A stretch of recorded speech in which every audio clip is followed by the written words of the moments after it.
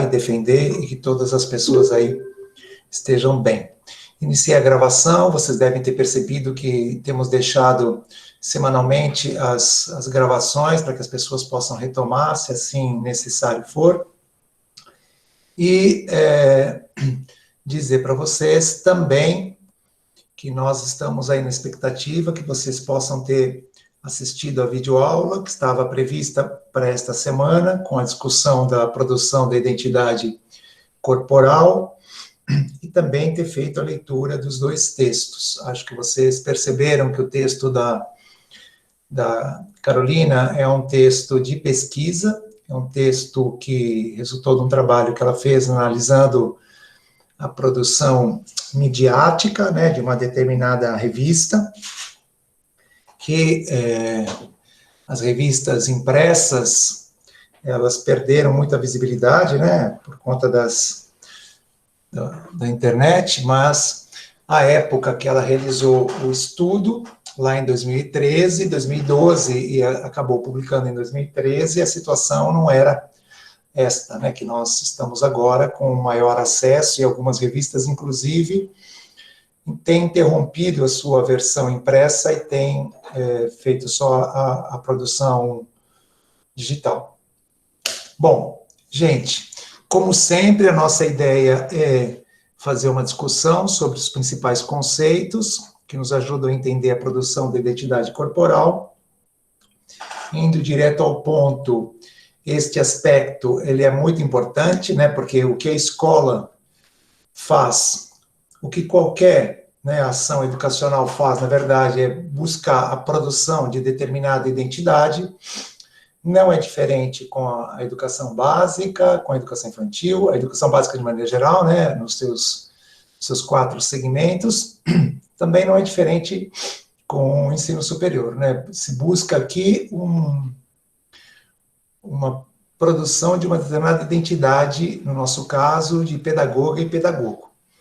Se você quiser saber em detalhes essa identidade, lá no site da faculdade vocês encontram o projeto pedagógico do curso e encontram o perfil almejado. É evidente que, em termos educacionais, um perfil almejado ou uma identidade projetada é sempre uma aposta. Nós veremos mais adiante no nosso curso que não há certeza disso, né? Nós estabelecemos objetivos de aprendizagem, por exemplo, né, para quem trabalha com essa nomenclatura, estabelecemos objetivos de aprendizagem e sabemos, pelas pesquisas realizadas, que muito daquilo que foi previsto ou muito daquilo em que foi apostado, aquilo não acontece, e o que acontece são outras aprendizagens que provavelmente contribuem para formar outro tipo de pessoa. De tal maneira que, embora 2 pessoas estejam expostas à mesma experiência pedagógica, os resultados podem ser distintos. Mas, como vocês puderam ler no texto e nos textos e puderam ver na videoaula, tudo indica, né, graças a um processo chamado citacionalidade, tudo indica que as coisas convergem para algum lugar, né? Ou seja, as coisas caminham para um certo ponto. Também é importante lembrar vocês que o segundo texto proposto é um texto também muito interessante, da Silvana Gurner, e a Silvana vai discutir a produção cultural do corpo. Então, nós temos aí uma conexão muito grande com o que já foi visto lá na semana passada, e essas 2 autoras de hoje, elas estão trabalhando com o mesmo campo teórico, né? Vocês perceberam isto, que tem a ver também com o que nós estudamos lá na semana passada. Bom, feita essa breve introdução, Raquel e eu perguntamos para vocês se vocês têm alguma questão, alguma manifestação, querem se colocar sobre isso, o que vocês pensaram, do que vocês leram, do que vocês ouviram, quais são as questões que surgiram a partir dessa experiência. A palavra está aberta, quem quiser usa o chat, quem quiser levanta a mão, né, fique à vontade.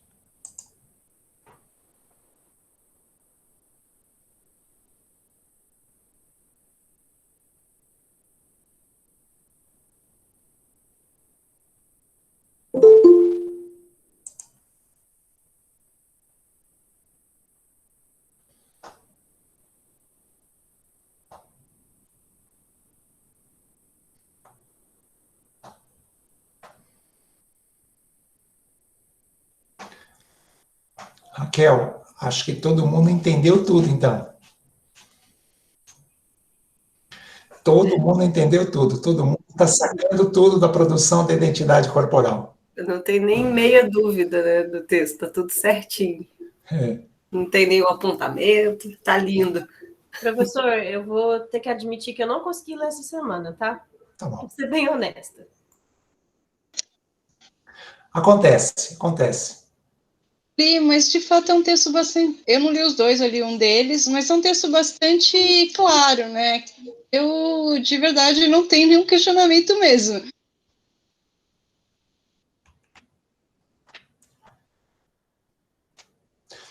Viviane, muito bem. Então, o que viria a ser citacionalidade, né? Acho que vocês estão vendo tem a ver com citação, né? A citacionalidade é a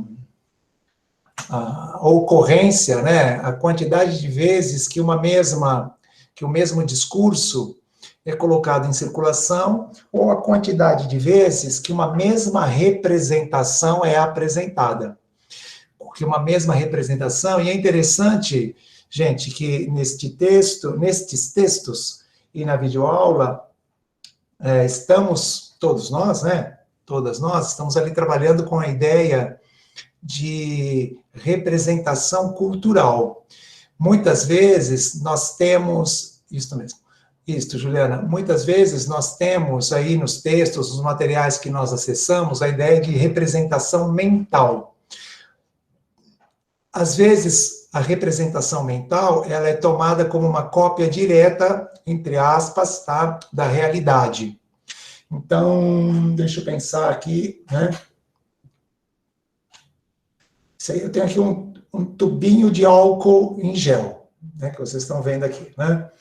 Então, provavelmente, quando eu digo um frasquinho de álcool em gel, vocês têm aí guardada, né? Vocês têm aí uma certa imagem de álcool em gel, ou de um tubinho, de um frasquinho de álcool em gel. Quando eu coloco isso numa frase, me refiro a esse objeto, vocês podem até imaginá-lo. Isto é a ideia da representação mental. A representação cultural, ela é um pouco diferente. A representação cultural, ela é produzida pelo discurso.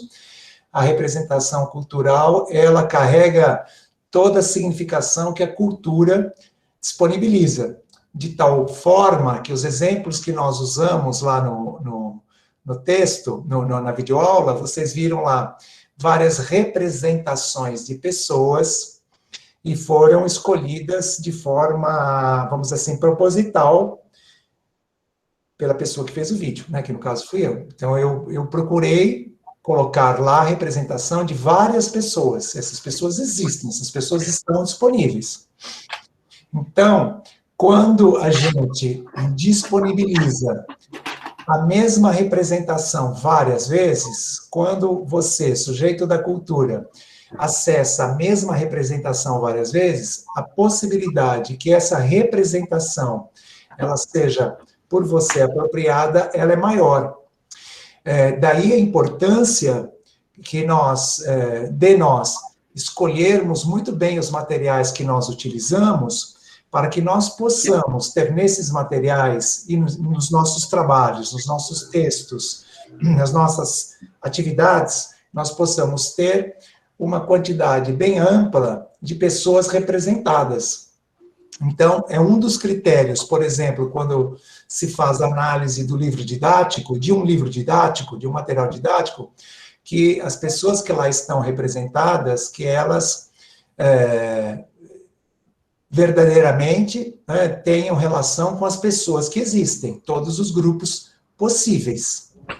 Lá na frente, nós vamos estudar um conceito que eu prezo bastante, chamado justiça curricular, que é a preocupação que o professor, a professora devem ter de trabalhar com práticas que são traços das identidades culturais de vários grupos sociais. Nesse raciocínio, se nós queremos fazer uma educação democrática e uma educação democratizante, Nós não podemos nos restringir a representações só de determinados segmentos. E é isso que aconteceu durante muito tempo com a educação, porque ela privilegiou uma representação cultural basicamente daquilo que os dois textos e a videoaula chamam de identidade. Então, gente, a identidade, no conceito que nós estamos aqui trabalhando, é essa produção discursiva das coisas do mundo, é essa produção discursiva das pessoas. A depender da maneira como a pessoa, né, o autor do discurso, a autora do discurso narra uma determinada situação, uma determinada pessoa, um determinado grupo social, você vai produzindo a identidade dessa pessoa para todo mundo que está acessando esse discurso. Então, se eu repito muitas vezes uma determinada representação, a possibilidade que as pessoas que estão acessando aquele discurso se apropriem dessa representação, portanto, dessa identidade, ela é muito grande. Como eu acabei de dizer no comecinho do nosso encontro, não é uma relação direta. Repete, repete, repete, e aí a pessoa fixa aquilo, não é assim. Mas, mesmo quem nega aquela representação, está se posicionando a partir daquela representação. Natan, a palavra é sua.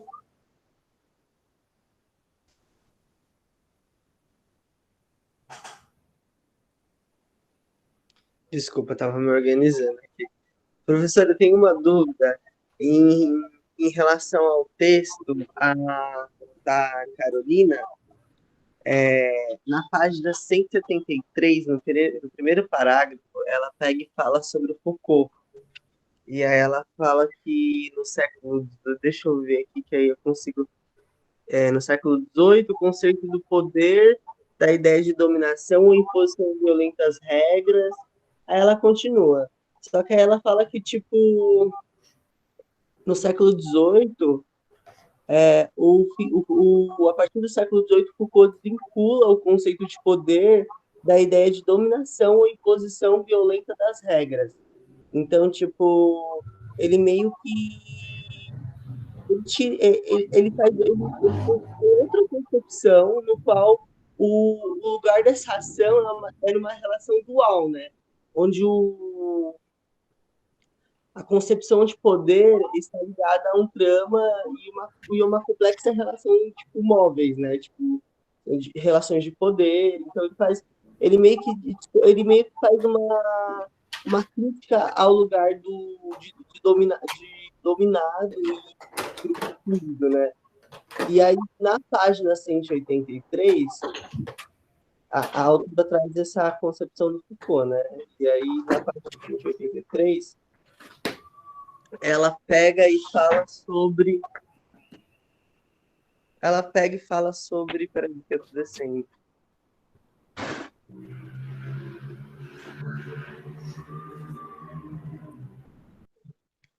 Na página...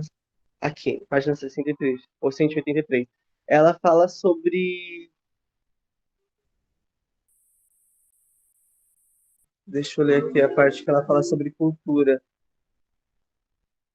184. Aqui, ó. Todo discurso, ao caracterizar o normal e o correto, define ao mesmo tempo o anormal, o errado. Aí, mais para frente, nesse parágrafo, ela fala que a questão do uso de recursos de tecnologias de embelezamento artificial do corpo é diferenciado, né? Porque as pessoas não têm acesso a isso de forma igualitária, e ela fala que são adjetivos de feio, errados e morais pela cultura dominante. Então, ela usa o termo cultura dominante para falar sobre um padrão de beleza e de feiura.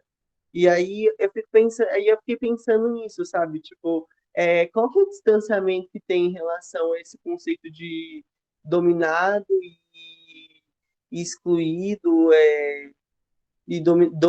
dominador e dominante, sei lá. Não sei, esses conceitos que, tipo, lá no começo ela fala sobre o Foucault, ela fala que ele desvincula isso da relação de poder, só que aqui para baixo ela usa desse termo, né, na hora de construir a narrativa dela.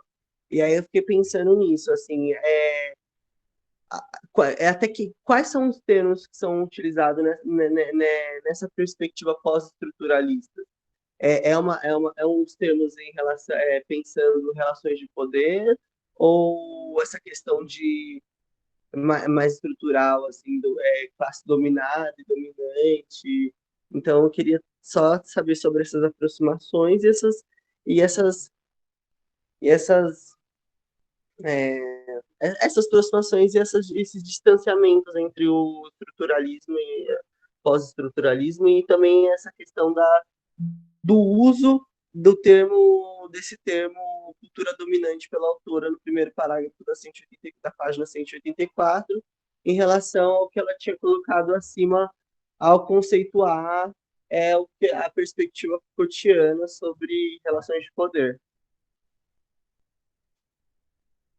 Não sei se ficou claro. Eu não sei se deu para entender. Claro, não, né? Desculpa, não sei se deu para entender, Nathan. Ô, Marcos, seu microfone está fechado. Obrigado. Nathan, no comecinho da sua colocação, ficou meio metálico, eu não entendi muito bem o comecinho da sua colocação, mas eu entendi a segunda parte, quando você se refere aos conceitos. Eu vou tentar me colocar sobre isso, Nathan, se não foi isso que você colocou, não faz mal, você, por favor, recoloca a situação. Acho que, em primeiro lugar, né, acho que é muito bem colocada essa questão. Para o Michel Foucault, que é um autor que, embora ele nunca tenha se assumido pós-estruturalista, ele é tomado, né, pelos outros, ele não, né, gente, a obra dele, né, as pessoas não são as coisas, né. A obra dele é uma das obras, assim, que mais contribuem com o pensamento pós-estruturalista, tá? Então, o Michel Foucault, ele vai entender que a relação de poder, ela é uma relação onde alguém conduz outra pessoa. Então, uma relação de poder nada mais é, né, do que a capacidade que alguém expressa, que alguém põe em ação, de conduzir as condutas das outras pessoas. Então, o Michel Foucault, ele vai defender que, na verdade, o que existem são micro-relações, como estas que acontecem aqui nesta sala virtual, né? Micro-relações, e, na verdade, não haveria, portanto, um grupo que detém o poder e que impõe o poder sobre os demais.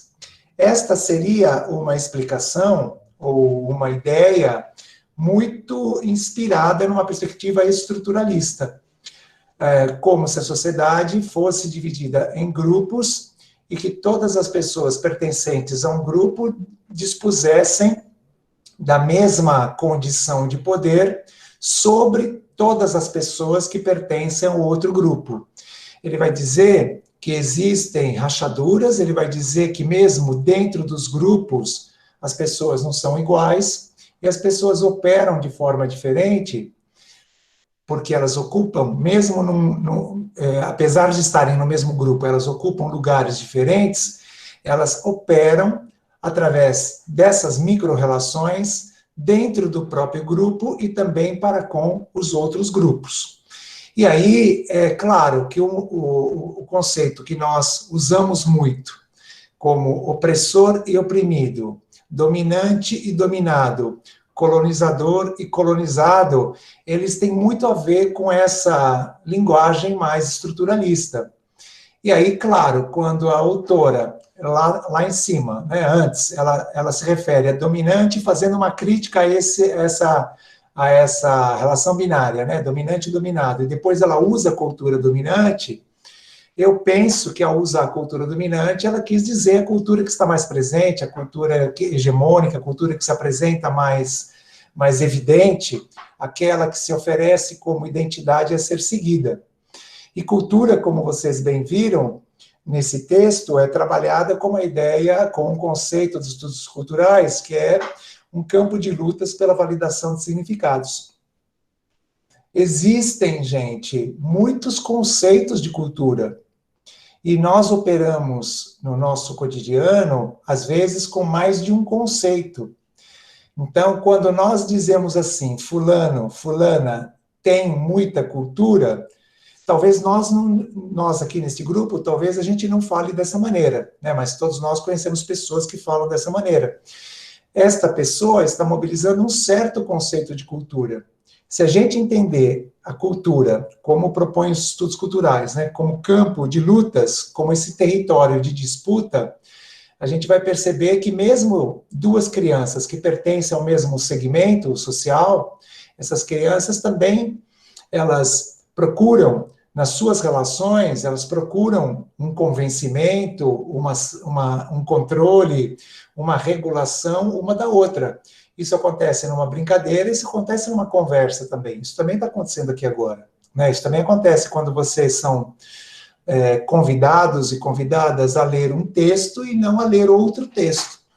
Então, nessa visão, né, não seria mesmo adequado, Natan, você tem razão, não seria mesmo adequado dizer a cultura dominante pensando que é a cultura do grupo dominante.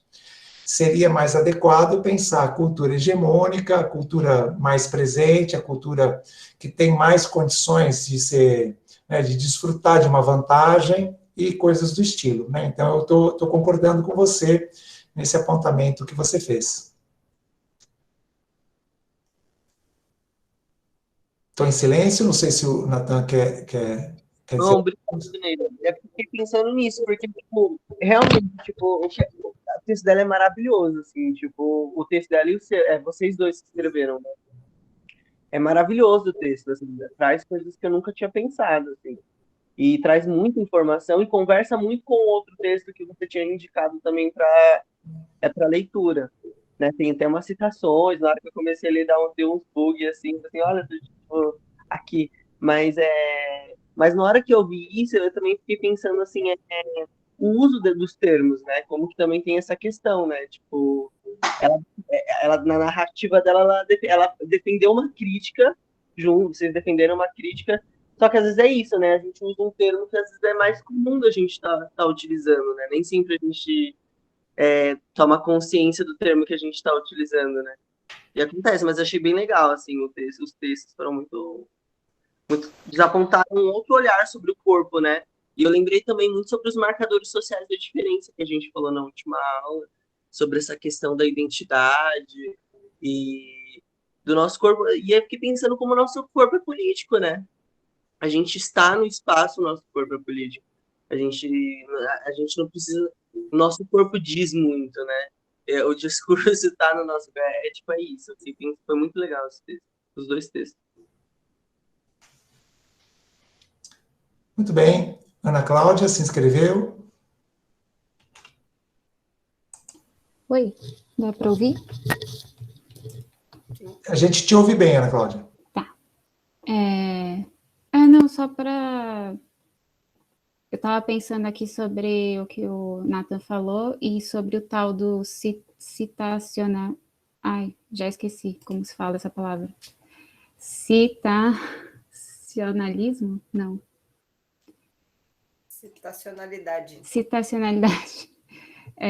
E eu pensei que talvez esse dominante seja esse corpo que tem maior citacionalidade, né? Então, o corpo que está mais presente na mídia e nas novelas, nos filmes, né? E eu lembrei de um exercício mental que eu, como branca, vira e mexe faço, e hoje em dia ele tem um resultado diferente, mas que é de imaginar uma pessoa, e geralmente eu vou imaginar uma pessoa branca, né?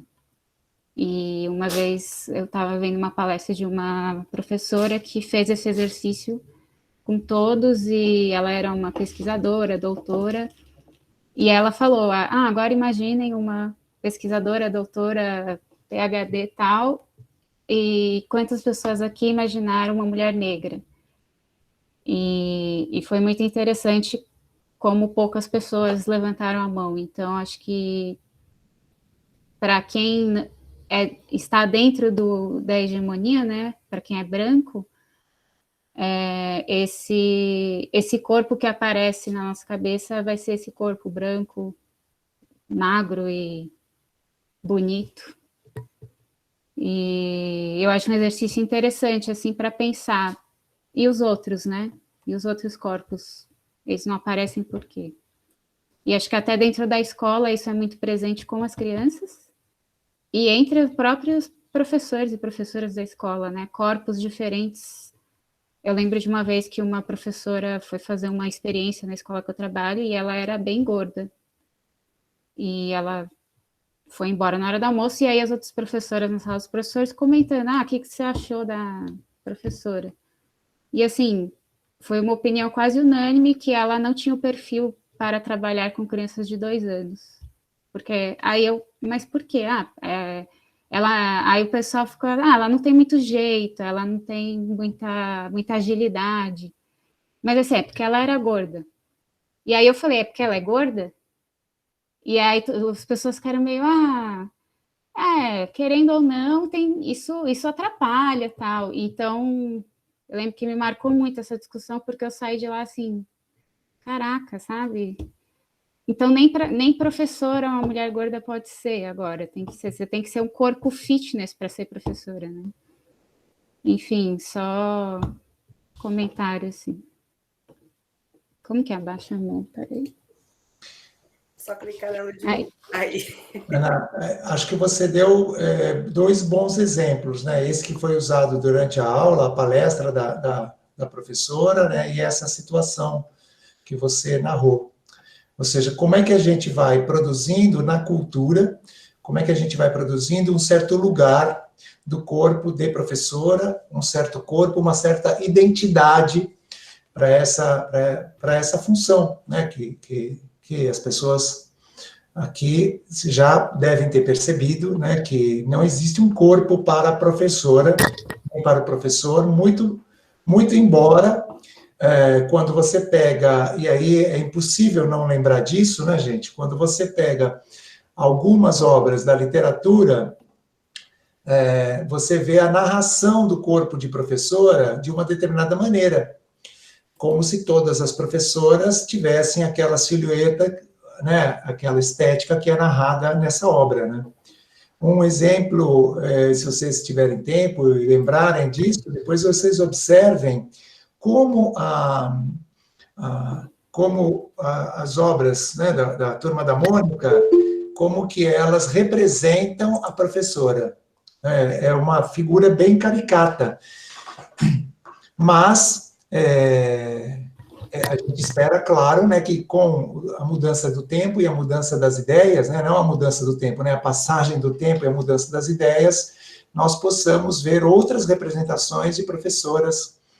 Há um filme que vocês talvez assistiram há bastante tempo, Billy Elliot, e ele é um menino, vocês se lembram, ele é um menino que queria ser bailarino, e ele tem uma professora que é o máximo, né? Então, se vocês puderem recuperar essas imagens no YouTube, quando vocês tiverem tempo, ou seja, em tese, né, ela não corresponde àquela identidade de professora de balé que a gente supõe. Mas, gente, do ponto de vista da docência e do ponto de vista da pessoa que que a personagem está representando, é uma excelente profissional, né? Muito bem. Eu não estou vendo mais ninguém com a mão levantada, muito embora vocês possam fazer isso a qualquer momento. Ana Cláudia levantou a mão, a palavra é sua, Ana Cláudia. Não, só lembrando dessa representação de professoras, geralmente a professora gorda, ela é a professora, ou ela é malvada, ou eu lembrei da Matilda, um filme bem antigo também, que a diretora era uma mulher meio grande, gorda, e ela era, assim, muito malvada. Então, a professora gorda, ou ela é malvada, ou ela é engraçada. Tem identidades ligadas, assim, né? Então, a professora boa mesmo é uma professora que tem aquela identidade visual e corporal, e a gorda, ela vai ser engraçada ou malvada. Tem vários filmes, acho que retratam um pouco isso também. Eu lembrei do Carrossel, professora Helena, né, que chama, a professorinha do carrossel, que é toda linda, maravilhosa. Enfim, só esse comentário. Muito bem.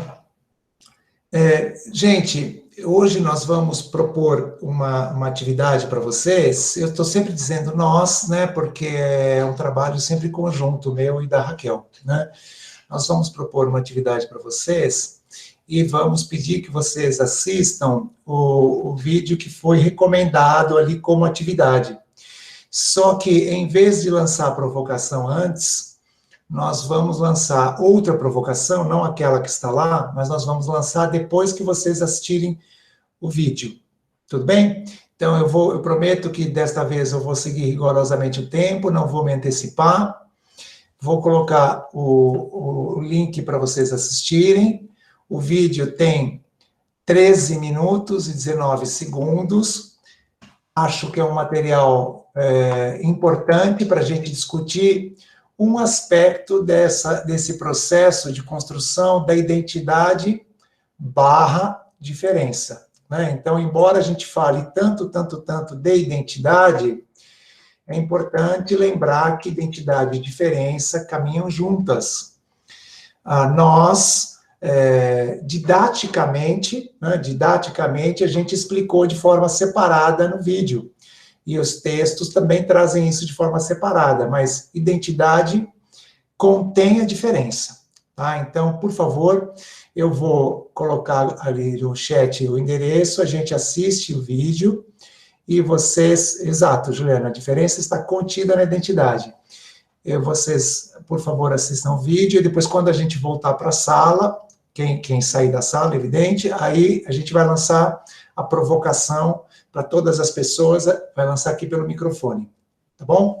Então, segue o link, por favor, assistam, é o episódio 1, Periférico.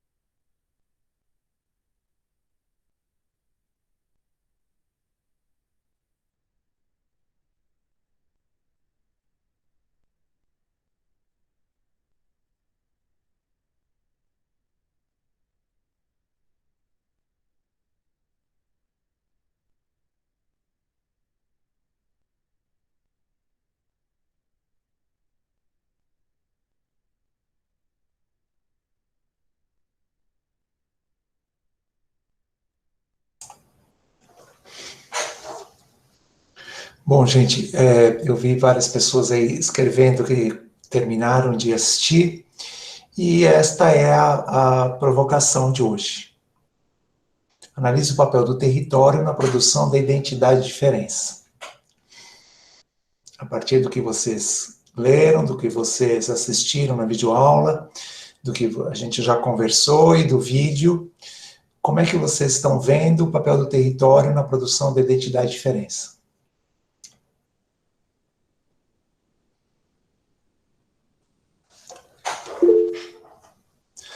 Daniela, a palavra é sua. Então, boa noite, professor. Me chamou muita atenção quando eu estava...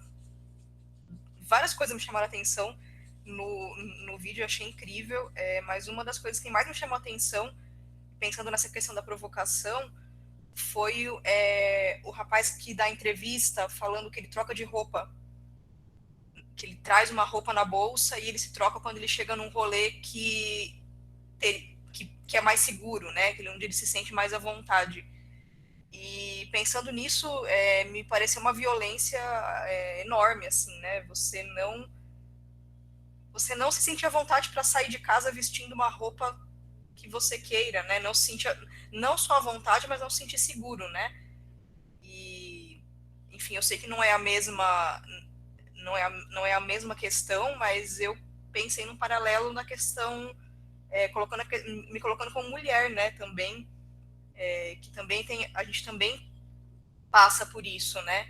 De ainda assim pensar se a roupa que eu vou sair de casa é segura do ponto de vista de vou ser assediada, vou ser agredida, vou passar por situações desconfortáveis. Então é um paralelo, mas enfim, pensando nessa provocação foi o que mais me chamou a atenção.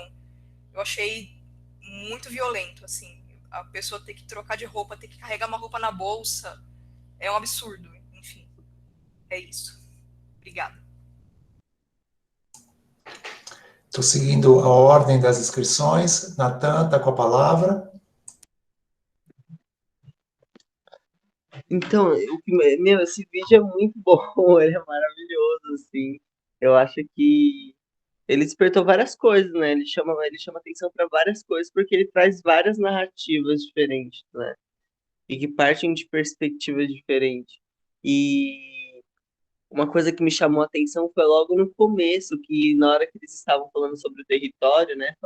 Fazendo umas perguntas, de onde eles moravam, assim, teve uma, não lembro o nome, mas teve uma das mulheres que apareceram e ela disse que, tipo, ela não se sentia confortável no território que ela estava e que a ideia é, tipo, uma estratégia de sobrevivência que ela teve, tipo, de poder existir e poder ter a identidade dela, né, reconhecida, é procurar outro espaço, né? Ela até usou o termo pares, eu achei interessante esse termo, que é aonde ela poderia ter esse reconhecimento do outro, que ela sabe que naquele contexto que ela estava inserida, ela não iria conseguir isso.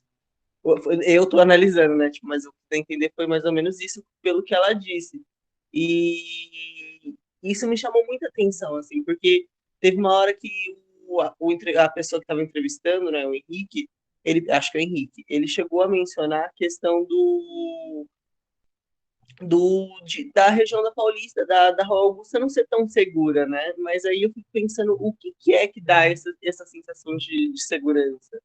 Porque tá, mesmo que tenha vários casos de situações de insegurança e de violência, eu acho que também tem uma questão do sentimento de segurança por ter um grupo, né? Por ter a questão do coletivo. Porque é isso, é diferente quando você tá isolado numa quebrada que, tipo, a maioria das pessoas que estão ao seu volta, estão ao seu redor, seguem uma lógica heteronormativa, onde você, por exemplo, não pode existir da forma que você é, né? Você não consegue existir da forma que você está sendo, que você é.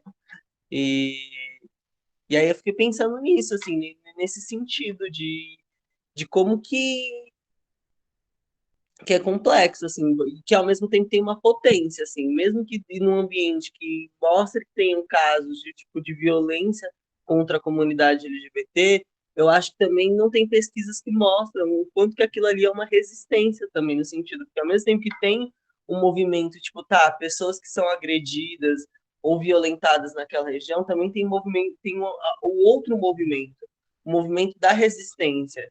Tipo, tipo, nasci em São Paulo, eu já vivenciei vários carnavais, assim, momentos de blocos de carnavais e vi situações muito tristes, assim.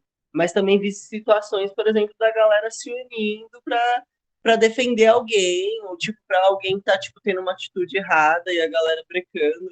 Então, tipo, assim, não sei, acho que às vezes é mais complexo, assim, eu não sei o porquê que dá esse sentido de segurança. Eu acho que como uma pessoa da comunidade LGBT e que conviveu dentro desses espaços em São Paulo, principalmente na Rua Augusta, na Peixoto, eu acho que existe uma insegurança devido ter um apagamento, né? Tipo, tem muita, tipo, é uma desigualdade gritante e que ela é meio que apagada, assim, pela construção urbana. Então a gente só percebe que, tipo, algo ocorre quando um prédio desaba porque aconteceu um incêndio do nada, que é um incêndio criminoso, né? Então, tipo, mas existem um processo de favelização vertical dentro da região do centro. Então, tipo, a desigualdade social é gritante lá. Então, ao mesmo tempo que você vê, tipo, uma pessoa passando com uma Lamborghini na Avenida Paulista, você também vê uma pessoa sentada na rua pedindo dinheiro para sobreviver. Então, sei lá.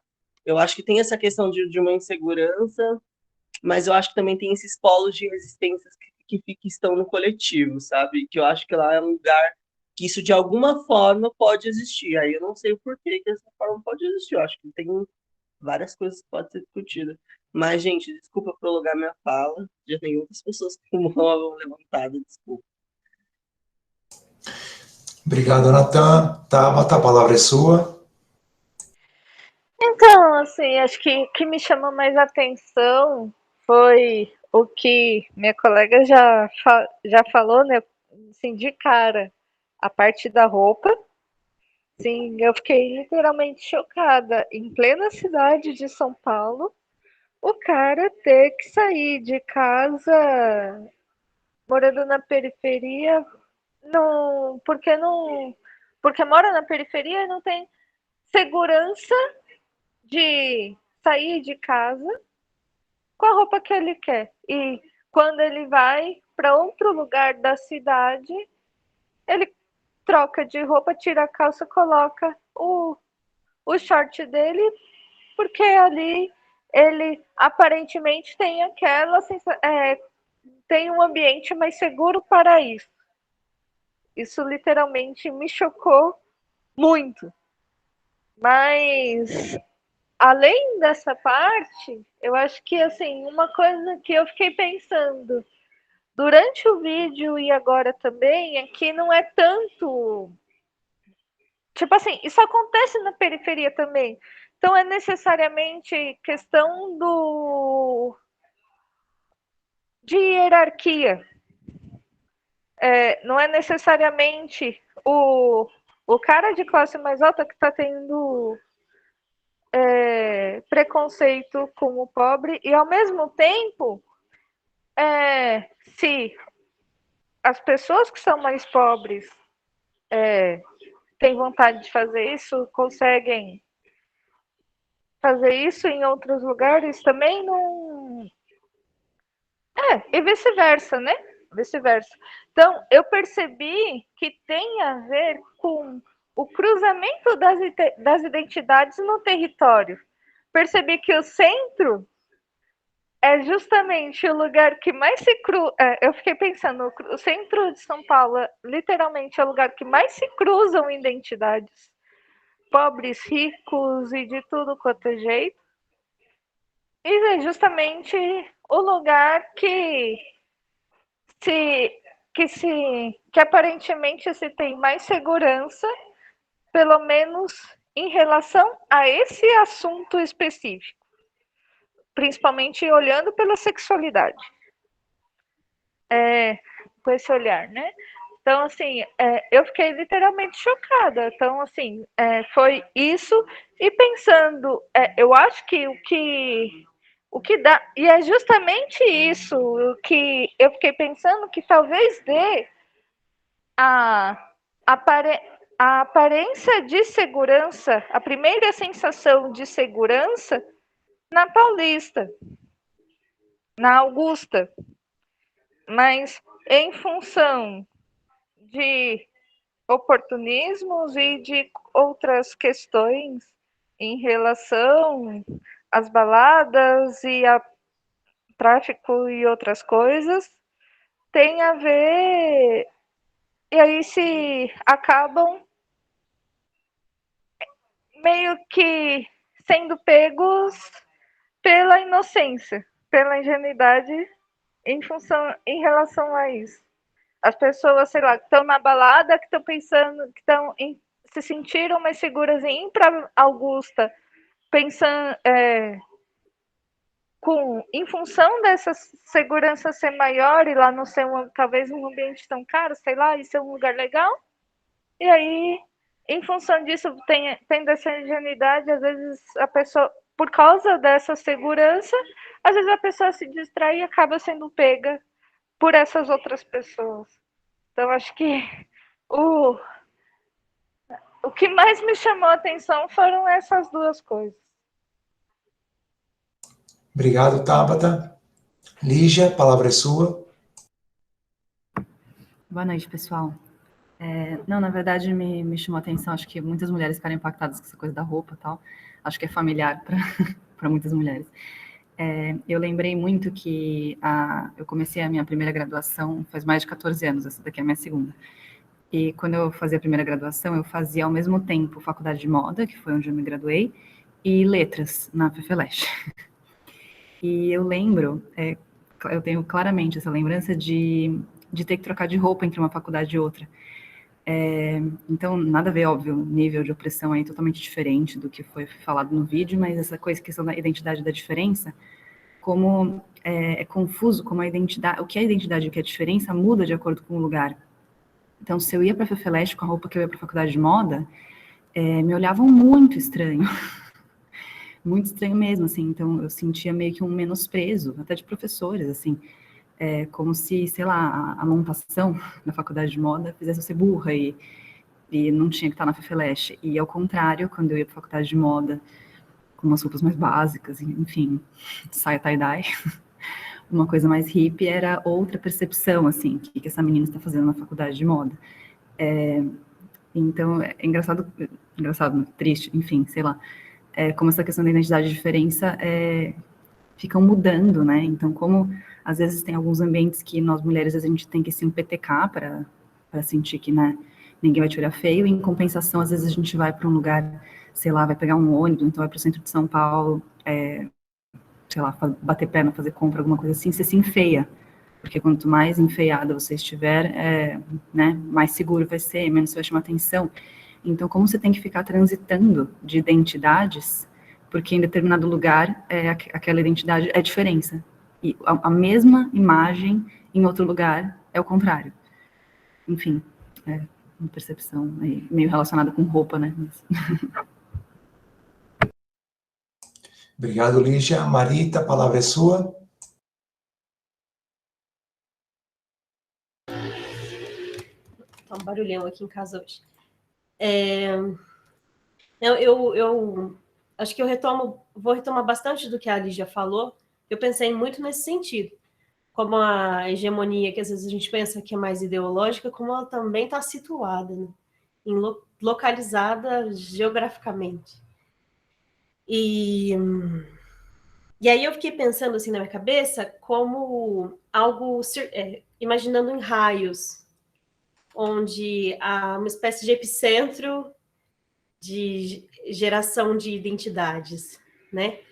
E aí, quanto mais perto desse centro eu tô, mais em conformidade eu tô, e aí essa mudança vai longe, né? Vai ficando mais difusa. E eu acho que eu queria trazer para vocês minha vivência como pessoa como criança e adolescente criada no interior de São Paulo. porque eu vinha para São Paulo, às vezes, para vir nas exposições e tal, e eu me lembro claramente, assim, no Brasil 500 anos, acho que eu tinha 11 anos, e eu me lembro claramente de ter, entrando, assim, de ônibus no Ibirapuera, eu falava, nossa, as meninas aqui, elas se vestem muito diferente, muito estilosas, né? E eu, a partir daquele momento, eu comecei a pensar que eu queria morar em São Paulo, porque é um lugar que eu podia me vestir como eu quisesse. Então, quer dizer que lá naquela identidade ali de menina do interior, de um certo recorte de classe e gênero, então ali eu tinha como um jeito de agir, e ficando mais difuso, eu posso ter um pouquinho mais de liberdade, né? Pensei também, eu tive uma experiência de ser au pair na Alemanha, e lá, por exemplo, quando você vai para a piscina, a sua identidade de mulher não é questionada se você não se depila. Você pode colocar o biquíni e os pelos podem sair para fora da calcinha e tá tudo certo, assim, você não vai ser menos mulher por causa disso. E aí, se eu sair desse... Então, quer dizer que lá existe um lugar específico, um epicentro de produção de uma dada identidade. Enquanto mais longe eu fico, aí se eu for sair, que vou aqui na piscina do CP, sem me depilar, os olhares vão questionar, né, se é a minha identidade. Nossa, que falta de feminilidade, sei lá, tal, né? Desleixo, né? Porque mulher aqui é mais considerada como uma mulher que se limpa, que se despe, que se tira os pelos e tal. Mas é isso, assim, essa foi a minha reflexão, tentando analisar esse papel do território, né, que foi a análise pedida. Obrigado, Marita. Ana Cláudia, a palavra é sua. Oi. Bom, vendo o vídeo, além de tudo que já foi colocado aqui, eu lembrei muito da questão da performatividade do gênero, né? Dos estudos de gênero, que o gênero ele é performado, e eu acho que quando você está num lugar em que você está no meio de outras pessoas que estão fazendo isso também, você sente essa segurança, esse pertencimento, né? E muitas vezes você não consegue naturalmente ser quem você é, ou performar quem você é no seu lugar de origem, porque tem ali... Você não tem abertura lá. E aí acaba sendo essas regiões centrais, e eu, por muitas vezes, me pergunto ainda, né, talvez, por que as pessoas têm que vir tão longe, né, para poder ser quem elas são, e é isso, né, acho que é você estar no meio de outras pessoas que também são elas mesmas, então é um esforço que é necessário para você conseguir se sentir na sua pele, né? Ser quem você é. E aí eu lembrei também, eu assisti alguns documentários sobre o movimento das drag queens, e que como até mesmo dentro da comunidade de drag queens teve todo isso nos Estados Unidos, né? O documentário que eu assisti. Mas como dentro da comunidade teve que ser feita toda uma revolução praticamente para que as drags negras pudessem estar lá também, sem precisar passar pó de arroz branco no rosto, por exemplo, e parecerem mais brancas, né? Então, tem algumas figuras que contribuíram para que eu falasse, não, a gente também está aqui, a gente também quer estar aqui, performar, fazer o desfile aqui, que tinha os bailes e tal. Eu lembrei disso e dessa questão do gênero que, se eu não me engano, a autora é a Jan Scott, que é bem interessante também. É isso. Obrigado, Ana Cláudia. Marcelo, a palavra é sua. Boa noite. Só para não repetir também aí algumas coisas que as colegas já disseram, né? E falando da condição de homem, né? Assim, heterossexual é uma outra questão, né? Tem um outro peso, né? Mas a questão da roupa me chamou a atenção, né? A troca da roupa, porque, num certo sentido, o que está em questão também é o mostrar o corpo, né? É como que o corpo é revelado, né? E esse deslocamento, né? Em São Paulo ainda tem um pouco isso, né? Em muitos bairros, assim, do Rio, né? Para a periferia, os antigos entendiam o centro como a cidade, né? Então tem a referência do centro, né? Do território central como lugar em que as coisas acontecem, e eu, de alguma maneira isso parece permanecer no imaginário, né? Então tem o deslocamento de vários grupos, né? A gente tem outros tantos tribos diversas, né? Historicamente foi assim em São Paulo. Imagino que nos outros grandes centros também tem algo parecido. As pessoas que vivem em condição de rua, né? Também elas parecem de alguma maneira se sentirem mais seguras nesses lugares. É uma incógnita aí, né? O porquê. Mas uma das questões que me parecem explicar é o fato das pessoas se agruparem, né? Elas se agrupam, e aí eu me permiti até levar um pouco essa provocação muito curiosa, muito interessante, né? No sentido de pensar o contrário, né? Que seria o papel da identidade da diferença na produção do território, né? Porque, por exemplo, a parada, né? A parada do orgulho gay acontece, não à toa acontece na Paulista, né? Assim, o que eu estou querendo pensar aqui, talvez fica uma questão, se não há uma disputa também pelo território, entende? Assim, é uma disputa pelo território, é uma disputa, inclusive, pela cidade, né? Porque então já se pensa movimentos na periferia, porque também as pessoas querem andar à vontade na periferia, elas também estão disputando o centro, e nesse sentido, o que uma das pessoas falam lá sobre potência, né, é muito curioso, porque de fato parece ter alguma conformidade aí se constituindo, né, a partir dessas questões todas, né? Mas era isso que eu queria registrar. Obrigado, Marcelo. Viviane, a palavra é sua.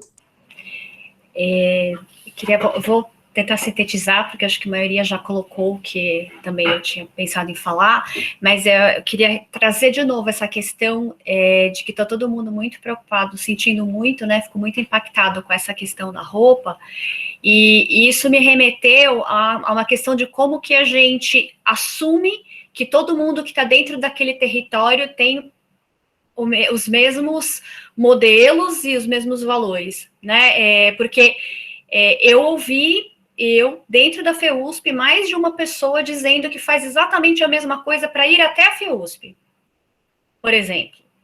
Não é uma coisa tão fora da nossa realidade aqui. Então, os colegas aqui já convivem com pessoas que passam por isso no cotidiano e não se dão conta.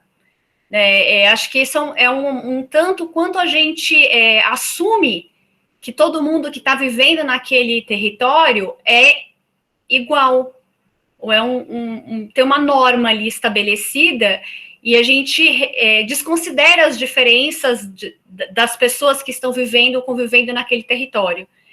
E eu fiquei pensando nisso em relação a essa provocação, né? Eu acho que isso é reforçado pelo que a Lígia falou, de que ela tinha que trocar de roupa para ir de uma faculdade para outra, e várias coisas que o pessoal está comentando, assim. Então, eu vivi em ambientes, por exemplo, que eu não podia ir com o cabelo cacheado. Eu passei anos sem ter o meu cabelo natural, porque o ambiente exigia uma certa branquitude, e se eu não fosse branca, não é que eu não tinha competência o suficiente para estar lá. Ou outros exemplos, por exemplo, eu fiz física inicialmente, né? E ser mulher dentro daquele ambiente lá, se eu fosse de vestido, já não seria uma boa aluna, eu era uma pessoa que era ruim, não era adequado para aquele ambiente, né? Então exigia uma certa masculinização das minhas ações e tal. Então, eu acho que essa questão do território produzindo identidade, ela é muito mais intensa e está muito mais naturalizada do que a gente acha. Então, assim, vamos pensar nisso, né? Acho que é isso que me veio, assim, com essa pergunta depois de ver esse vídeo. Quer dizer, o quanto que a gente não se dá conta das diferenças porque a gente está naturalizando um modelo ali, um modelo identitário. Eu acho que isso tem a ver com o que foi falado antes, né, nessa coisa. A gente está tão acostumada lá que o aluno da USP é tudo bicho grilo, que aí se a pessoa não é o bicho grilo que está de chinelo e não sei o que lá, então não é um aluno da USP. Sabe, acho que uma coisa assim, eu estou pegando esse exemplo porque eu acho que é uma coisa mais para todo mundo, assim, todo mundo ali, aqui aluno da USP, todo mundo tem esse modelo, independente de ser branco, negro, homem, mulher, LGBT, desculpa, não decorei as letras, nunca vou decorar, mas eu acho que entender essa questão, que eu acho que é isso que você está tentando trazer, né, com esse texto, com essa discussão, entender o quanto que isso é muito forte, né? O quanto que o território, sim, é muito forte nessa produção de identidade que não deixa a gente enxergar as diferenças. Acho que trouxe para mim, assim, foi o que veio de discussão, assim. E, inclusive, a Raíssa colocou no chat, né? Que às vezes é mais fácil a gente ser quem a gente é no lugar em que a gente é desconhecido, mais ou menos. Eu acho que mais ou menos, porque se uma pessoa chega de fora no ambiente, ela é massacrada muitas vezes pelo que aquele já tem, pelo que o território já está estabelecendo. Né? Pouco ela pode chegar e ser quem ela é. Eu acho que isso é um pouco, muito por isso. Eu acho que o território determina muito. A gente tem que ter muito olhar, muita análise, muita consciência para conseguir superar esses modelos que estão muito fortes ali estabelecidos nesses territórios. Então, acho que era isso que eu queria trazer aí de contribuição para a pauta. Obrigado, Viviane. Renato, a palavra é sua. Na verdade, o que me chamou muito a atenção ao ver o vídeo, acho que foi a fala da Luana Hansen, acho que dialoga bastante com uma análise, né, do papel do território na produção da identidade de diferença. Porque ela diz que, né, em Pirituba não se tinha um espaço para ela performar ali a bissexualidade dela, então ela ia para alguns outros espaços, né? E aí ela cita o Itaim Bibi, cita os jardins, e as relações que ela criava dentro desse espaço, e a identidade que ela performava não era o suficiente para ela estabelecer relações, pelo que eu entendi, né, no discurso dela, afetivas. Então ela era vista como a menina negra que traficava dentro da balada LGBT, mas ao mesmo tempo ela não era uma parceira em potencial para as outras mulheres que também estavam dentro daquele espaço. Então ela se enxergou como não se enxergou quanto sujeita dentro do espaço que teoricamente, né, acolheu a performatividade em relação à sexualidade, mas quando chegava nessa questão de raça, isso se esbarrava. E aí é interessante pensar que ela era da periferia e as aproximações que se davam com ela era quase que no sentido de uma traficante. Não, você tem o baseado, você passa, você tem a droga. Então, como que o território do qual ela é originária pode estar associado a essa forma como as pessoas entendiam ela dentro do espaço LGBT, que estava num espaço de elite, e como que ela fazia essa transição e o que permitia essa permeabilidade dela nesses espaços. Quando eu digo permeabilidade, era como que ela era vista, qual eram os tipos de relações que ela podia estabelecer dentro daquele espaço. O de par amoroso não servia, mas o de quem trazia a droga, de quem estava ali, e aí, enquanto, né, mulher bissexual, negra e periférica, necessariamente essa questão da sexualidade, de certa forma, né, não era ali, ela, enfim, não era vista talvez da maneira como ela quisesse, mas atribuía um outro papel a ela por uma questão relacionada à raça, né? Então achei bem interessante quando ela fala isso. Tá, eu estava ali, mas eu não servia para ser um par amoroso, mas para ser a pessoa que leva o baseado, que compartilha do espaço, sim. Então, como que os dois territórios criam identidades diferentes para ela, como essas duas identidades, elas são ambivalentes, né? Em uma hora essa identidade cria uma espécie de relação e num outro momento não. Enfim, achei interessante essa complexificação né, desse processo identitário, como que ele é transitório, como que ele não é fixo. Lá ela não era só uma mulher bissexual, mas ela era negra e periférica.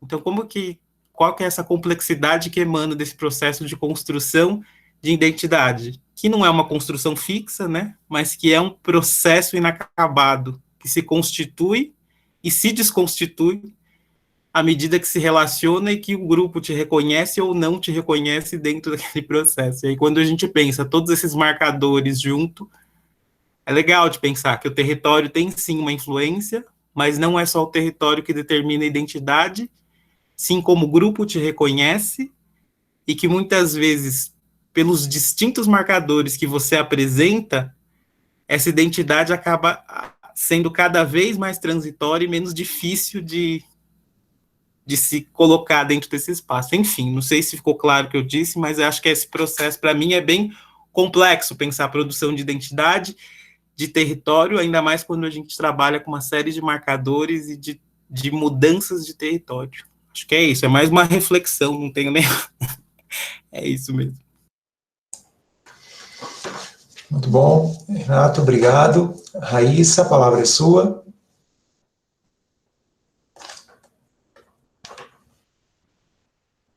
Oi, eu achei que tinha a Marcela na minha frente, mas o ponto, o que eu quis dizer, o que me pegou, na verdade, é assim, a questão do território, no lugar onde se vive, da onde se vem, e do território que é distante desse lugar, o que para mim passou, que tem a ver com a questão da identidade. Como a identidade é formada através de como o outro te vê, quando eu estou numa região em que o outro se vê com muitas características iguais a mim, então o outro enxerga melhor as minhas diferenças.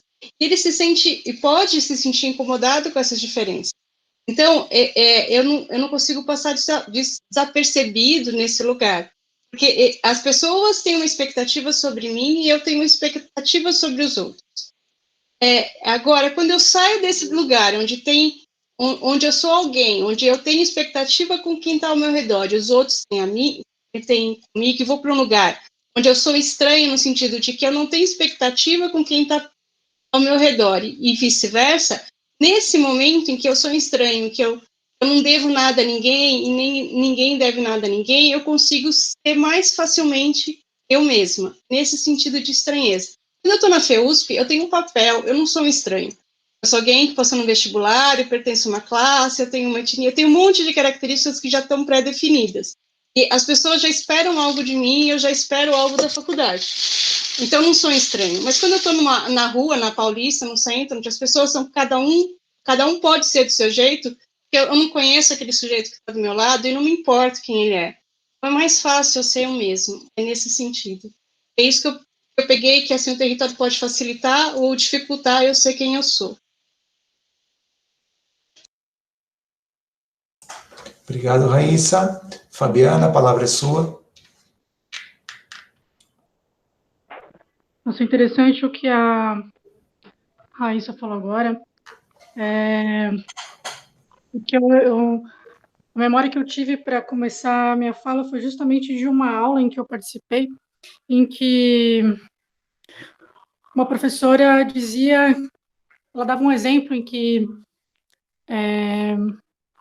ia falando sobre as comunidades quilombolas, eu acho que falava até sobre as comunidades indígenas, e de como o território era importante para essas pessoas.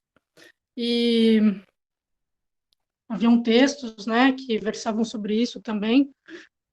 E então eu fiquei pensando, isso me causou um estranhamento, porque então para essas pessoas esse território é importante e para os não quilombolas ou não indígenas não seria importante? Mas foi um questionamento, né, muito por cima que eu fiz ali naquele momento, mas fiquei pensando sobre isso e sobre como esse nosso modo de vida produz essa desterritorialização, né?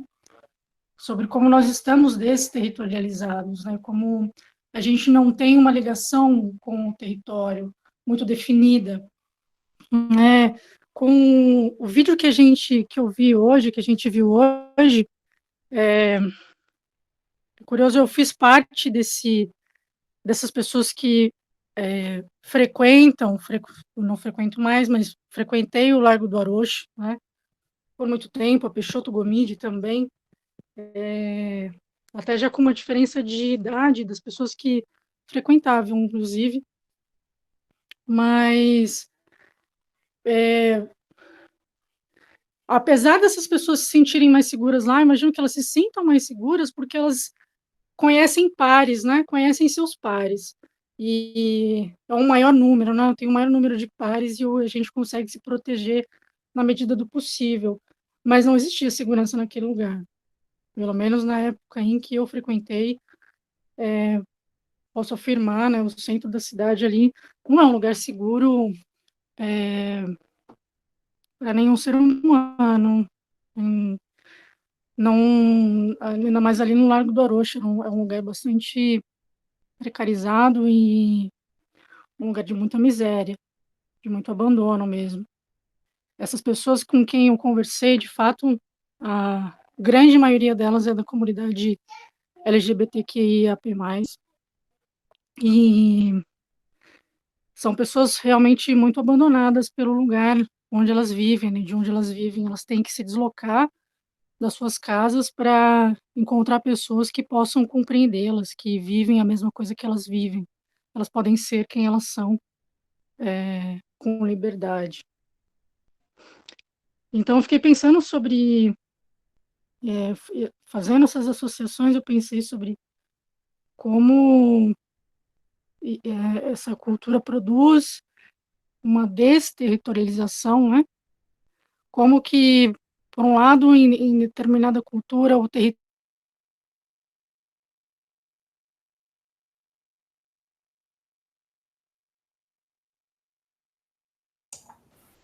Travou para mim aqui. Cortou, acho que cortou a fala da Fabiana. Para mim também.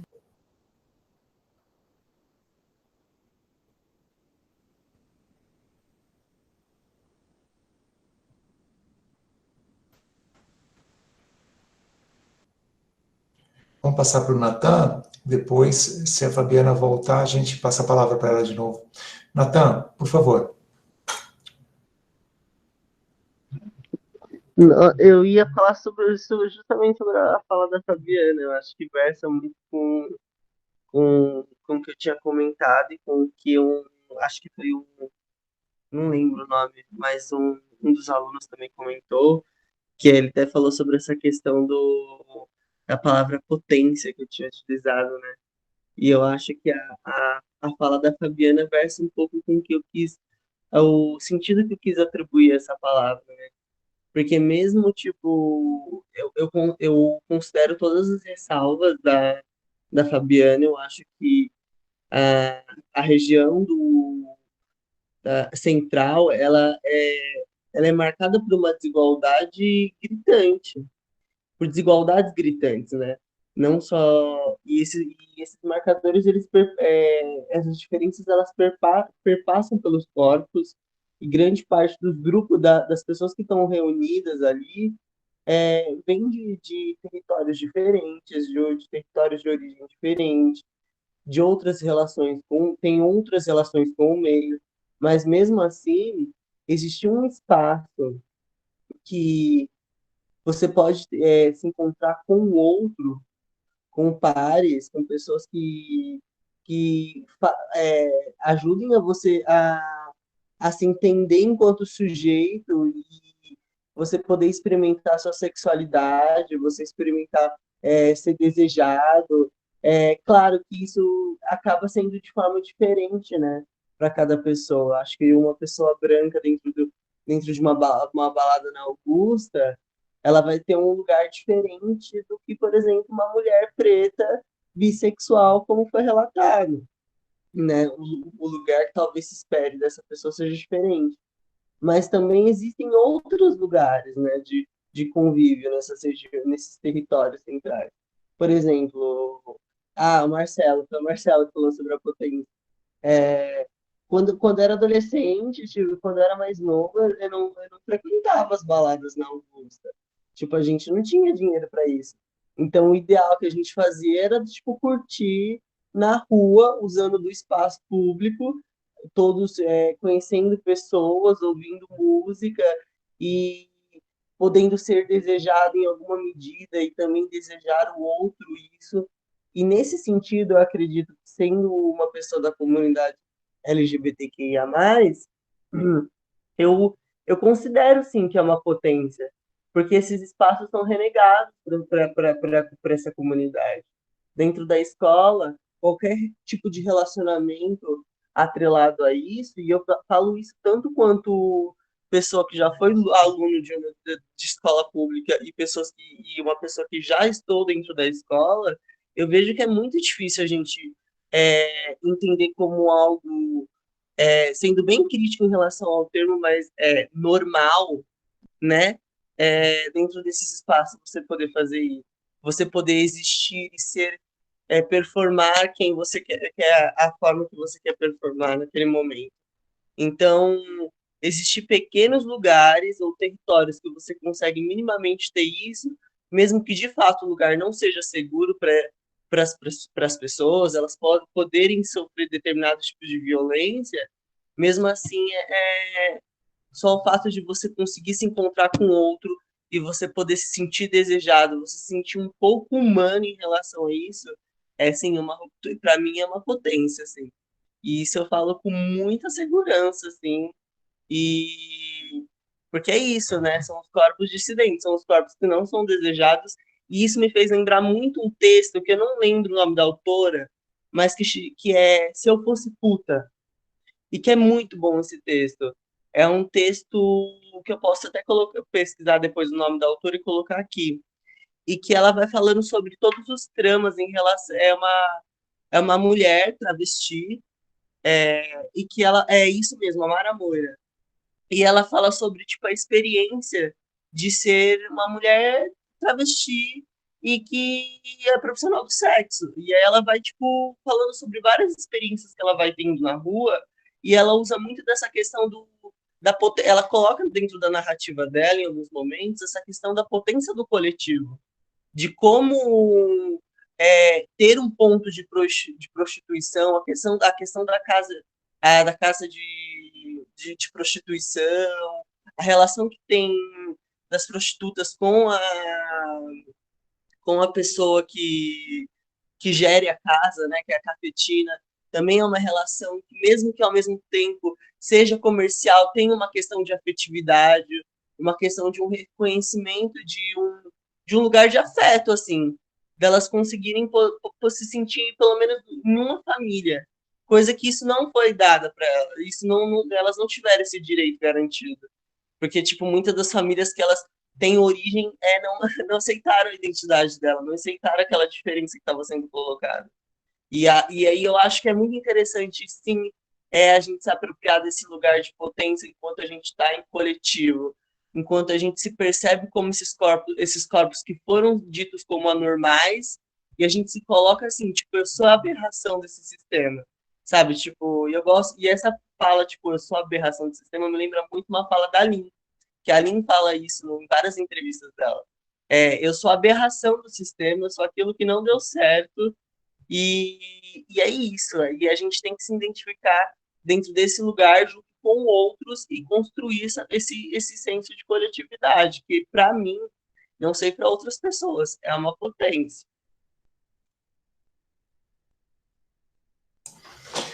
Obrigado, Natan. Fabiana, a sua fala ficou cortada, você quer retomar? Não, professor, muito obrigada, mas depois que eu vi que a bateria acabou do nada, eu perdi todo o fio da meada, mas tudo bem, espero que tenha conseguido ajudar aí com os meus comentários na aula, contribuir, né? Você estava fazendo uma colocação bem interessante sobre essa questão da territorialização e desterritorialização. Pessoal, deixa eu colocar algumas coisas. Vocês, de várias maneiras, eu tomei nota aqui de uma série de questões que vocês apresentaram, vocês, de várias maneiras, abordaram os conceitos, né, que foram trabalhados nos textos, na videoaula. Esse texto, que foi tão importante para a Carolina desenvolver o raciocínio dela e também na videoaula, que se chama A Centralidade da Cultura, o autor desse texto, gente, o Stuart Hall, é um autor que faleceu faz pouco tempo, ele era um jamaicano, um homem negro, e ele sai da Jamaica e vai estudar na Inglaterra. E quando ele vive essa experiência, ele ultrapassa, ele sente aquilo que a gente conhece, né, como crise de identidade. Por quê? Porque, embora ele fosse nascido na Jamaica, ele era filho de uma família inglesa. Então, na Jamaica, ele vivia a experiência de ser inglês, ser tomado como inglês. Mas quando ele vai para a Inglaterra, ele é visto e é produzido como jamaicano. E claro, né, vindo de um país, né, do chamado terceiro mundo, ele vive todas essas experiências do deslocamento. Bom, ele vai fazer uma discussão muito interessante e o trabalho dele se concentra principalmente na análise de textos literários. Ele é um dos criadores do Centro dos Estudos Culturais, né, um centro de pesquisa sobre essa questão da cultura. E ele faz análises de novelas, obras de arte, textos literários, né, produções da ficção, e ele vai buscando analisar como que essas narrativas produzem o outro, esse outro grafado com letra maiúscula. E aí ele acaba escrevendo esse texto que fica muito conhecido, chamado A Centralidade da Cultura. E lá ele faz o seguinte, ele vai dizer que nós temos ele aponta 3 tipos de sujeito. Há o sujeito do iluminismo, que é alguém centrado, alguém uno, alguém produzido pelo discurso iluminista, né, a ideia da autonomia, da conscientização, da libertação, da emancipação.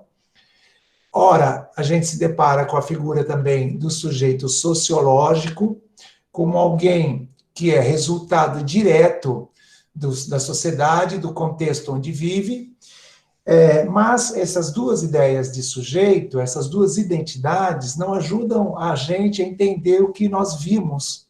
E como vocês mencionaram, né, que nós vivemos, né, na Faculdade de Educação, na Universidade de São Paulo, ou em outros espaços sociais que a gente possa frequentar. Ele vai chamar essa terceira possibilidade de existência de sujeito pós-moderno. Por isso que o livro que ele escreve, que é um livro também famoso, é Identidade Cultural na Pós-Modernidade. Ele vai dizer que as identidades, elas são produções do discurso. E vocês disseram isso de várias maneiras, quando todas as pessoas, nós, agora, neste contexto que vivemos, somos atravessados por vários discursos. Então, nós não podemos entender os sujeitos como produtos direto do lugar onde vivem, do território onde habitam, do território onde circulam. Esse vídeo foi recomendado por uma colega de vocês lá no ano passado. E quando eu assisti o vídeo, pela primeira vez, eu fiquei bastante impressionado justamente por essa transição, né? Como pode, né? Eu pensei naquele momento, né? E continuo pensando, né?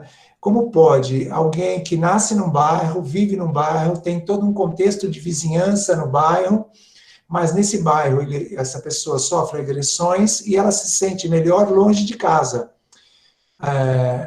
Acho que a maioria das pessoas aqui, talvez seja da Grande São Paulo, sejam pessoas que conhecem a cidade, há uma distância considerável entre o Grajaú e o bairro de Pinheiros. Talvez a pessoa que menos conheça esta cidade é a Raquel, que eu estou olhando para você agora, Raquel. né? A Raquel, ela é de outra cidade, né? De outro estado também.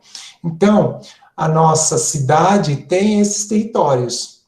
E, como vocês bem disseram, né, nós incorremos num equívoco ao naturalizar as pessoas em um determinado território. Porque, independente do lugar que nós estejamos nos referindo, nós temos, nesse lugar, várias identidades. Talvez ninguém fez ainda esse vídeo, pelo menos que eu saiba, mas talvez nós nos assustaríamos ao perceber o processo inverso, né? Alguém que talvez viesse de uma zona mais central da cidade e se sentisse mais identificado com as pessoas, os valores, a cultura de um lugar mais periférico. Então, gente, vocês disseram que as identidades mudam, e aí identidade é diferença. Eu estou de acordo com vocês. Nós não somos a mesma pessoa, gente, nesta sala virtual, no lugar onde nós trabalhamos, nas relações com a nossa família. Mas você é múltiplas pessoas, você tem várias formas de ser? Não, porque nós somos narrados, nós somos vistos, nós somos produzidos pelas pessoas que estão ao nosso redor. Há um conceito importante também nessa discussão, que não apareceu nos textos, mas que é importante que vocês considerem, que é a ideia do ponto de apego. Então, uma parte das pessoas que se expressaram lá no vídeo, elas disseram que se sentem bem naquele lugar, disseram que lá elas podem ser quem elas são. E é muito interessante essa passagem da pessoa que vai dizendo que quanto mais ela vai se aproximando da região central da cidade, mais ela vai se transformando. Por quê? De repente, as pessoas que lá estão, ou as pessoas com quem ela vai cruzando nesse percurso da periferia até a região central, ela encontra mais pontos de apego. E eu estou de acordo com vocês, né? A região central não é segura, não significa que lá as pessoas estão protegidas de tudo o que pode lhes acontecer. Não é verdade. Lá, como vocês até escreveram, várias pessoas colocaram aí no chat, as pessoas também são atacadas, né? As diferenças também são negadas nesses espaços. Mas a possibilidade das pessoas encontrarem as identidades, a possibilidade das pessoas encontrarem pessoas com quem elas se identificam nesse processo, isso traz algum conforto, alguma segurança, alguma possibilidade de expressão. E aí, gente, um colega de vocês também mencionou essa disputa pelos territórios. Eu achei muito interessante essa colocação, porque sim, os grupos também se apropriam de um espaço, de um lugar, de um território, e transformam aquele espaço no seu lugar.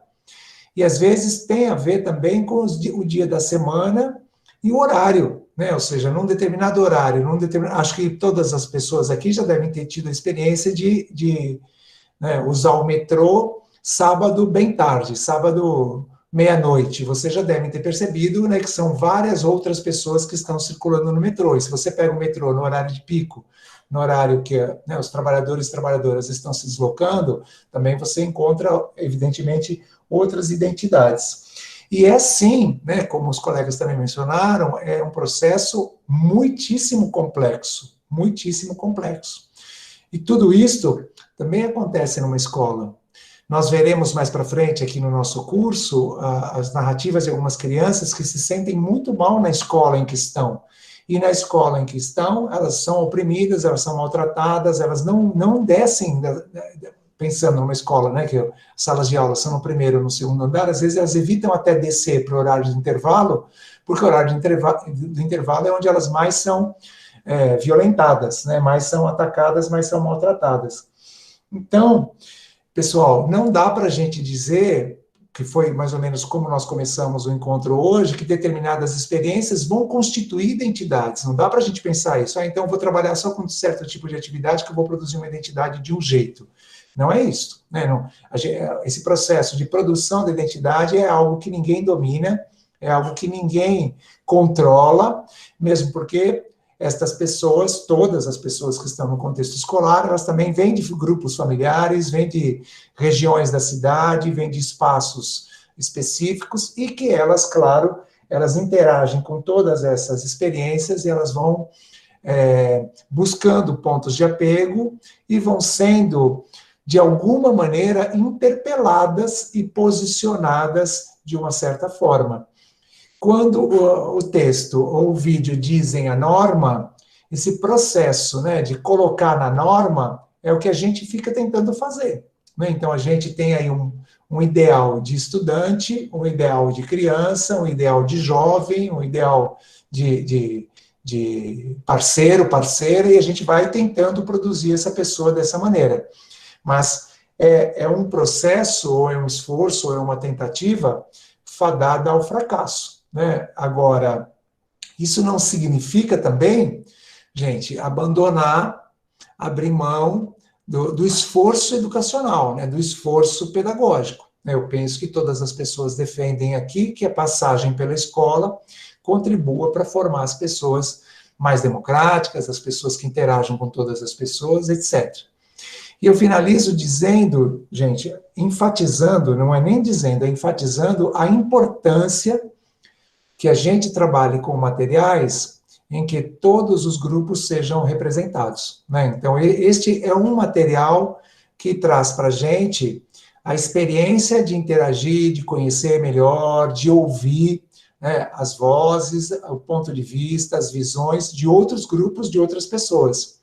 Porque talvez algumas pessoas passem um tempo na experiência escolar e não tenham tido contato, não tenham interagido, não tenham conhecido as pessoas que também habitam a sociedade, que também têm né, uma representação a ser defendida. Então, nós, professores e professoras, temos o dever, né, de explicar essas questões, né, de trazer essas questões e dizer para as crianças, para os jovens, adultos e idosos, né, para as jovens, para as adultas e para as idosas, que estas pessoas, elas precisam ser ouvidas, elas precisam desse espaço, né? Então, também foi interessante quando várias pessoas destacaram que essas existências, elas também são resistência, como bem disse, né, a própria narrativa de algumas pessoas que foram ali narradas no vídeo, né, e que também se narraram, né? Então, o vídeo, ele também tem essa característica interessante, ele não é um cientista social dizendo sobre as pessoas, são as próprias pessoas. É evidentemente que há uma edição, há um tratamento da imagem, acho que todo mundo percebe, né, como esse trabalho foi feito. As identidades, como vocês disseram, são difusas, as identidades, como vocês disseram, elas precisam de canais, né, para se fazer representar, e nós, né, professores e professoras, temos aí um compromisso importante com esse processo. Infelizmente, quanto mais nós avançamos na escolarização, eu convido vocês, em algum momento da vida, a conhecerem as instituições de educação de jovens e adultos, né, sejam elas da educação que a gente chama, né, do ensino regular ou da modalidade educação de jovens e adultos, porque vocês verão, gente, um ambiente muito diferente do que nós encontramos na universidade. Mesmo que as faixas etárias sejam compatíveis, né, as faixas etárias dos alunos da Faculdade de Educação e das alunas e alunos do CIEJA, Campo Limpo, mesmo que as faixas etárias sejam aproximadas, você percebe que as pessoas que habitam esses dois espaços, elas são distintas pelas questões e razões que vocês já conhecem. Então, acho que está bom por hoje. Gente, muito obrigado pela participação, muito bom poder interagir, ouvir vocês, ouvir as colocações de vocês. Por favor, né, eu insisto sempre na importância de vocês fazerem as leituras. Esse é o meu papel de professor, né, que eu estou aqui desempenhando a minha identidade de professor. Façam as leituras, assistam lá a videoaula, tragam aí seus pontos de vista para a gente trocar na próxima semana, na outra semana, né, porque na próxima semana, à noite, na terça-feira da semana que vem à noite, a faculdade vai realizar né, a conferência de abertura do Seminário Internacional Ano 100 com Paulo Freire. Se vocês puderem acompanhar, será muito bom. Fiquem bem, se cuidem muito. Nos encontramos enquanto grupo daqui a 2 semanas. Até mais, gente. Tchau, tchau. Tchau. Tchau, gente. Tchau, professor. Professor. Obrigada, boa noite. Tchau, pessoal, boa noite. Boa noite.